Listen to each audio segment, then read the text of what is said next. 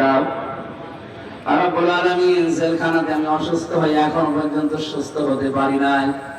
আমার শরীরটা আর কণ্ঠটা আগের মতো আবার তুমি দয়া করে ফিরিয়ে দাও। যত আলেম এসেছে, আলেমদেরকে তুমি আলেম হিসাবে মঞ্জুর করো। যেইভাবে সহযোগিতার হাত বাড়িয়েছে, এখন অনেকে যারা নিয়ত করে আছে কোরআনের অনুষ্ঠানের জন্য, সবার দান তুমি কবুল করে নাও।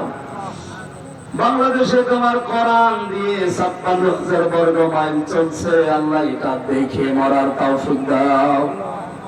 আজকে আমার কসিরউদ্দিন ভাই, মমিন ভাই, হাফেজ মাওলানা আবু বকর সিদ্দিক সহ যারা আমরা এসেছি, আল্লাহ আমাদের খালি হাতে ফেরত দিও না।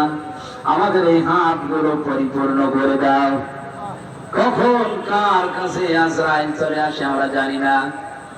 আল্লাহ তাআলা, জীবনের শেষ পর্যন্ত আমরা দেখতে চাচ্ছি এদেশে তোমার কালামটা চলছে, আর কিচ্ছু চাওয়া নেই আমাদের। এইটা আমরা চাচ্ছি সবাই মিলে তুমি দেখার সুযোগ করে দাও। দেশি বিদেশি যত ষড়যন্ত্র আছে, চক্রান্ত আছে, সব কিছুর মোকাবেলা তোমাকে রাখলাম, তুমি হামেও নাসির হয়ে যাও।